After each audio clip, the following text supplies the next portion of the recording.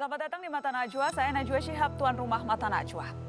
DPR baru saja merevisi Undang-Undang Pilkada, hasilnya menyulut pro kontra. Terjadi perubahan pasal di sana-sini, dampaknya mencemaskan mutu demokrasi. Politik uang diberi jalan menjadi kewajaran, sementara independensi KPU dan Bawaslu diberi pembatasan. Tersangka korupsi bisa jadi calon kepala daerah, verifikasi calon independen tambah dibuat susah. Baru saja usai Undang-Undang Pilkada direvisi, sejumlah kelompok masyarakat berniat melakukan uji materi. Inilah Mata Najwa. Main-main aturan main.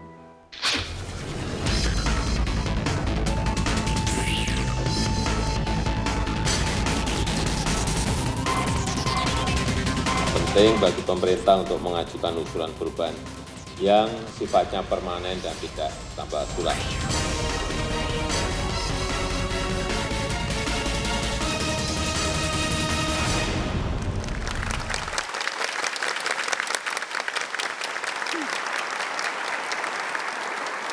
Pemirsa, revisi Undang-Undang Pemilihan Kepala Daerah akhirnya disahkan parlemen. Aturan yang dibahas alot demi mencari kepala daerah berbobot.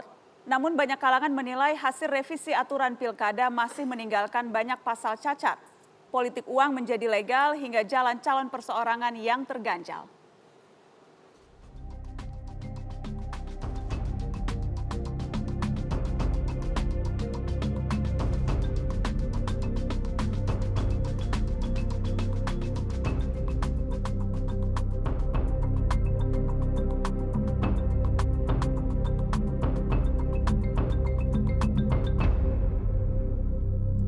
Dan sudah hadir di meja Mata Najwa malam ini Menteri Dalam Negeri Cahyokumolo dan Ketua Komisi 2 DPR Rambe Kamarul Zaman. Selamat malam Pak Menteri. Selamat malam Pak Rambe. Terima kasih sudah hadir di Mata Najwa. Main-main aturan main.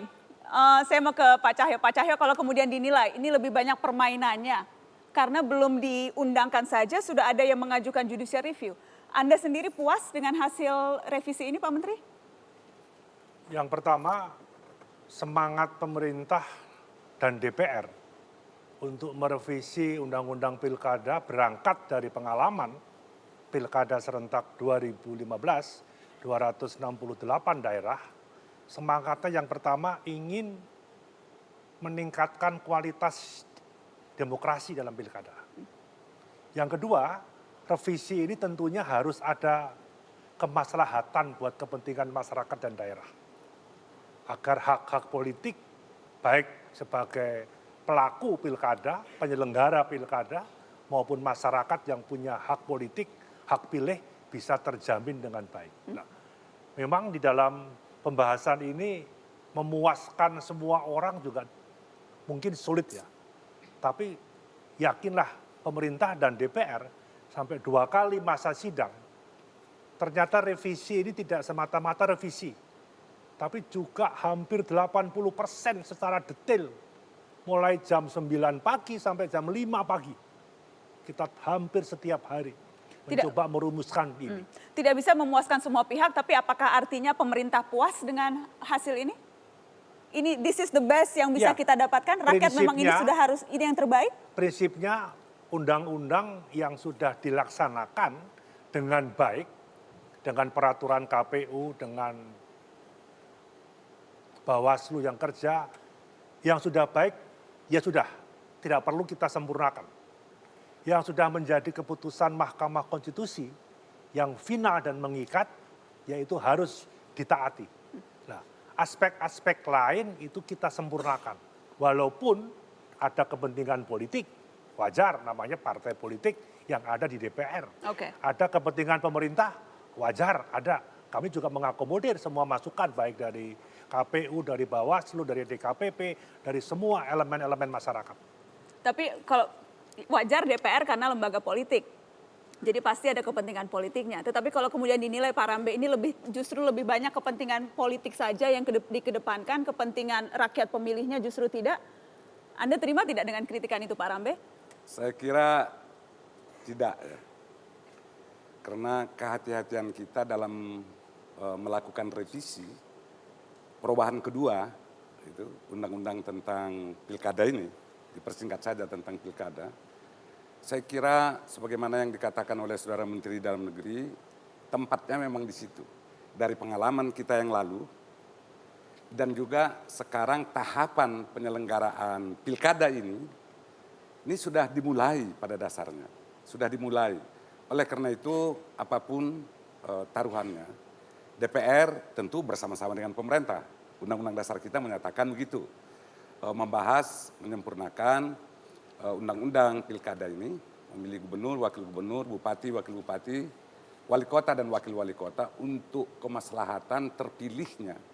Tentunya secara demokratis, dengan kualitas yang baik, pimpinan-pimpinan di daerah tersebut. Jadi ya bukan malah kepentingan, kita lihat di sana misalnya, bukan hanya soal kepentingan DPR, walaupun di situ, di DPR, di Komisi 2 itu ya dari partai politik yang harus diperhitungkan, tapi kita juga melakukan kunjungan-kunjungan ke perguruan tinggi, kunjungan-kunjungan dialog dengan masyarakat, khususnya para pakar di perguruan tinggi, tidak sedikit, seperti Unhas kita datangin, USU kita datangin, Airlangga kita datangin, dan beberapa kampus lagi kita datangi untuk program merevisi atau melakukan penyempurnaan terhadap undang-undang pilkada tersebut. Apakah karena itu kemudian sempat molor karena kan targetnya justru kalau tidak salah akhir April dan baru disahkannya awal bulan ini. Itu karena apa Pak? Karena terlalu banyak mengakomodir kepentingan? Yang pertama saya kira memang rencana kita Februari dan ada kesepakatan memang pengajuan usul inisiatif daripada undang-undang ini adalah pemerintah. Pemerintah dengan pertimbangan terus membicarakan tentang hal ini. Kesepakatan kita muncul lagi akhir masa reses Maret. Masa reses Maret belum juga sudah akhir, baru diserahkan besok siang kita sudah reses, sudah penutupan sidang.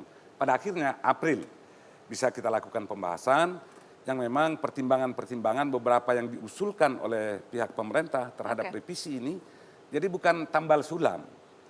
Anda keberatan disebut tambal sulam? Keberatan saya kalau tambal sulam. Sudah ada yang mau menguji ke MK loh Pak? Enggak apa-apa. Belum diundangkan sudah mau diuji. Mbak Nazwa, itu aturan kita. Siapapun berhak untuk menguji. Asalkan jangan pemerintah dan DPR yang mengujinya. Sebab dia yang membentuk, masa dia yang menguji, kan tidak mungkin. Atau di DPR itu partai politik menguji, itu juga enggak bisa pas. Lebih baik ya yang mengujinya yang lain, saya kira enggak soal lah. Tidak soal. Demokrasi kita memang harus seperti itu. Baik, nanti kita akan undang juga berbagai pihak yang akan menyebutkan poin-poin mana saja yang mereka akan ajukan keberatan. Tapi kalau dari saya satu Pak, kenapa tersangka tetap boleh maju menjadi pimpinan kepala daerah? Tersangka boleh mencalonkan diri jadi pimpinan kepala daerah. Kenapa Pak Cahyo? Begini ya, kita tetap menggunakan asas praduga tidak bersalah. Kecuali dia OTT, ketangkep tangan, langsung ditahan. Kecuali dia terbukti pengguna narkoba, itu langsung. Tersangka korupsi Pak? Kalau tersangka korupsi, belum ditahan, ya menunggu keputusan pengadilan. Jadi boleh-boleh saja? Karena banyak orang yang sudah tersangka terdakwa, akhirnya bebas. Tidakkah itu sama saja Pak? Maksud saya kalau kemudian tertangkap tangan ya narkoba ya, kekerasan seksual juga kalau saya tidak salah itu juga tidak boleh? Ya kalau masalah narkoba, bandar narkoba, terlibat kekerasan seksual, anak, kemudian masalah-masalah radikalisme, terorisme, nggak boleh. Oke, jadi yang tidak boleh terorisme, kekerasan seksual, narkoba, tapi korupsi silakan saja. Pak Rambe. Kecuali OTT.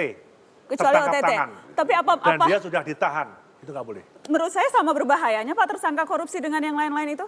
Jadi sekarang gini, itu panjang kita bahas. Pemerintah juga memang pada awalnya kita bersepakat agar jangan ada ini nanti yang tersangka yang dan seterusnya, ini menjadi soal baru pada saat pelantikan. Tetapi untuk kita tuangkan di dalam undang-undang, saya kira tidak bisa sebelum orang dijatuhkan hukuman yang berkekuatan hukum tetap. Jadi asas praduga tak bersalah. Oleh karena itu kita muncul dari DPR dan juga pemerintah mengiyakan, kan dua sumber untuk menjadi paslon. Bukan pasangan calon presiden ya. Di pilkada ini dua sumber. Satu adalah dari partai politik atau gabungan partai politik. Yang kedua perseorangan. Jadi kesimpulan kita terserah partainya kalau mau mencalonkan, tapi sudah kita berikan batasan. Partai ada bahkan kesepakatan. narapidana saja dicalonkan, Pak. Apalagi hanya tersangka. Ya Ini itu ada memang kemajuan ya, karena kemarin Partai kemarin narapidana sudah keluar penjara, masih pemenang pemilu yang sudah ditahan bisa dilantik di penjara. Jadi ini Sekarang kemajuan. nggak ada. Salah satu. Iya. Tidak ada kalau belum di penjara, bahkan sebelum di penjara pun masih boleh mengajukan diri menjadi kepala daerah. Walaupun sudah kami lantik, 2 minggu setelah dilantik dia ditahan, ada juga. Ada juga. Ada juga. Ini- Tapi tetap it- asas praduga tak bersalah harus dikedepankan. Itulah lucunya demokrasi kita ya Pak Cahyo. Kita lanjutkan setelah pariwara, tetaplah di Mata Najwa. Main-main aturan main.